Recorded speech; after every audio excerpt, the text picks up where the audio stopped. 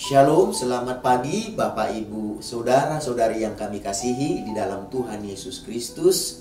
Damai sejahtera dari Tuhan Yesus Kristus senantiasa melimpah dalam kehidupan kita semuanya. Kita akan mendengarkan renungan firman Tuhan. Mari kita bersatu di dalam doa. Tuhan Yesus, kami mengucap syukur dan berterima kasih buat kehidupan, buat nafas, buat hari yang baru yang Tuhan Yesus berikan kepada kami. Kami ada hingga pada saat ini bukan karena kuat kami, bukan karena gagah kami, semua karena rahmat Tuhan, karena belas kasihan Tuhan. Berkati dan urapi firman-Mu yang akan disampaikan sehingga menjadi pelita yang menerangi kehidupan kami. Dalam nama Tuhan Yesus kami berdoa. Haleluya. Amin. Renungan firman Tuhan yang akan kita baca dan dengarkan bersama hari ini tertulis dalam Matius pasal yang ke-9 ayat 18 sampai 19 dan ayat 23 sampai 26. Sementara Yesus berbicara demikian kepada mereka, datanglah seorang kepala rumah ibadat lalu menyembah dia dan berkata, "Anakku perempuan baru saja meninggal, tetapi datanglah dan letakkanlah tanganmu atasnya, maka ia akan hidup." Lalu Yesus pun bangunlah dan mengikuti orang itu bersama-sama dengan murid-muridnya. Ketika Yesus tiba di rumah kepala rumah ibadat itu dan melihat peniup-peniup seruling dan orang banyak ribut, berkatalah ia, "Pergilah, karena anak itu tidak mati tetapi tidur." Tetapi mereka menertawakan dia. Setelah orang banyak itu diusir, Yesus masuk dan memegang tangan anak itu. Lalu bangkitlah anak itu. Maka tersiarlah kabar tentang hal itu ke seluruh daerah itu. Dari ayat-ayat yang kita baca dan dengarkan hari ini, kita akan berbicara tentang Tuhan Yesus berkuasa memberikan kehidupan kepada yang telah meninggal. Tuhan Yesus berkuasa. Tuhan Yesus mampu memberikan kehidupan kepada orang yang telah meninggal. Dari ayat-ayat yang kita baca dan dengarkan hari ini menceritakan kepada kita di mana ada seorang kepala rumah ibadat yang datang menyembah Yesus pada saat itu. Dan ia berkata kepada Yesus, "Anakku perempuan baru saja meninggal, tetapi datanglah dan letakkanlah tanganmu atasnya, maka ia akan hidup." Kenapa kepala rumah ibadat ini menyampaikan perkataan tersebut? Karena apa? Karena kita tahu kepala rumah ibadat ini sangat yakin bahwa Tuhan Yesus sanggup untuk memberikan kehidupan kepada anaknya yang telah meninggal.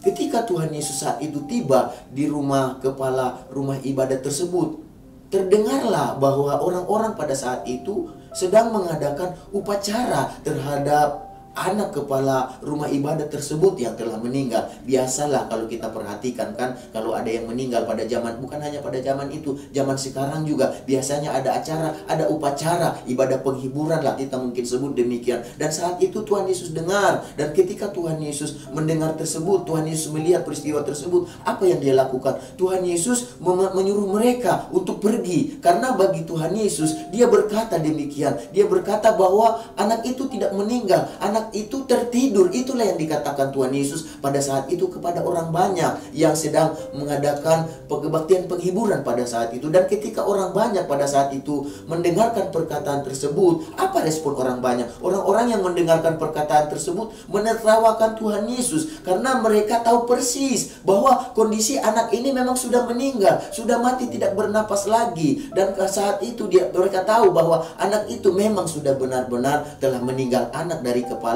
rumah ibadat tersebut. Dan setelah saat itu Yesus menyuruh mereka pergi, orang banyak itu juga pergi. Lalu apa yang Tuhan Yesus lakukan? Tuhan Yesus masuk ke dalam kamar atau ke dalam tempat di mana anak tersebut meninggal. Dan pada saat itu dikatakan Yesus memegang anak tersebut. Dan ketika Tuhan Yesus memegang anak yang telah meninggal tersebut, yang sudah tidak berdaya tersebut, yang sudah bagi banyak orang saat itu sudah meninggal, tidak bernapas lagi, atau kalau kita katakan sudah menjadi mayat, sudah menjadi jasad pada saat itu, yang ditertawakan oleh orang banyak karena Yesus katakan dia itu tertidur, dan Yesus mengusir mereka. Dan ketika Yesus masuk menjamah anak tersebut, apa yang terjadi? Luar biasa, mujizat terjadi. Tangan Tuhan Yesus yang memegang anak tersebut dikatakan membangkitkan anak tersebut. Jadi dari peristiwa tersebut menjadi berita yang heboh, menjadi berita yang menggembarkan pada saat itu, sehingga tersiar dikatakan di seluruh daerah tersebut bahwa ada yang telah meninggal dan dibangkitkan kembali oleh Tuhan Yesus. Dari ayat-ayat yang kita baca dan dengarkan hari ini, kita dapat belajar dari kisah seorang kepala rumah ibadat yang memiliki keyakinan yang kuat kepada Tuhan Yesus, bahwa Tuhan Yesus berkuasa untuk menghidupkan, untuk membangkitkan anaknya yang telah meninggal. Jadi keyakinan tersebut akhirnya apa yang terjadi? Keyakinan dari kepala rumah ibadat tersebut menyebabkan kebangkitan bagi anaknya yang telah meninggal, menyebabkan mujizat, menyebabkan hal yang luar biasa, menyebabkan perkara yang dahsyat, di mana yang mati dibangkitkan kembali, yang meninggal dihidupkan kembali oleh jamahan kuasa Tuhan Yesus, oleh iman dan keyakinan kepala rumah ibadat terhadap anaknya, di mana Tuhan Yesus sanggup menyembuhkannya. Dengan pegangan tangan Tuhan Yesus,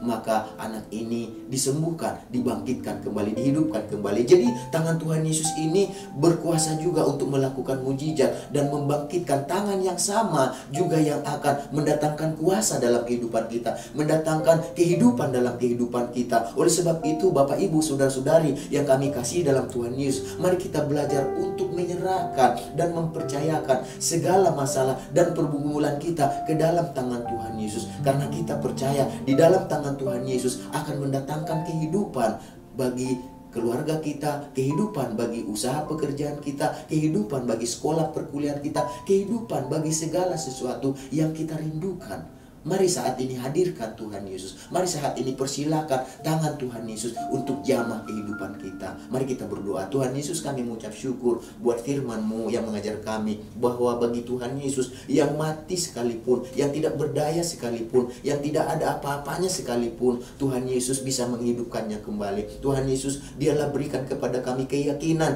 yang penuh bahwa ketika kami menyerahkan, mempercayakan kehidupan kami di tangan Tuhan, mujizat bisa terjadi. Kuasa Tuhan bisa dinyatakan dalam hidup kami. Berikan kami iman untuk mempercayakan kehidupan kami, pergumulan persoalan kami kepada Tuhan Yesus yang melepaskan, menolong dan menghidupkan kehidupan kami. Sebelumnya Tuhan, kami juga berdoa buat bangsa kami Indonesia. Kami tidak henti-henti berdoa supaya Tuhan kuasa-Mu dinyatakan di tengah bangsa ini. Presiden, wakil presiden, menteri, semua jajaran yang dipercaya memerintah bangsa ini, mereka bersungguh hati memberikan yang terbaik buat rakyat yang mereka pimpin. Pergumulan persoalan yang ada, kami percaya dengan kuasa Tuhan, pertolongan Tuhan, kami akan melaluinya. Berkati umat-Mu, anak-Mu yang ada di tengah bangsa ini menjadi dampak yang baik bagi bangsa ini. Berkati anak-anak-Mu yang digembalakan oleh Bapak Pendeta Amin di JSS. Kami semuanya mendengarkan renungan firman Tuhan ini. Damai sejahtera, sukacita, kekuatan, kuasa Tuhan, segala berkat yang terbaik yang Kau janjikan dalam firman-Mu menyertai kami sepanjang hari ini. Dalam nama Tuhan Yesus kami berdoa. Haleluya. Amin. Selamat beraktivitas. Tuhan Yesus memberkati kita semuanya.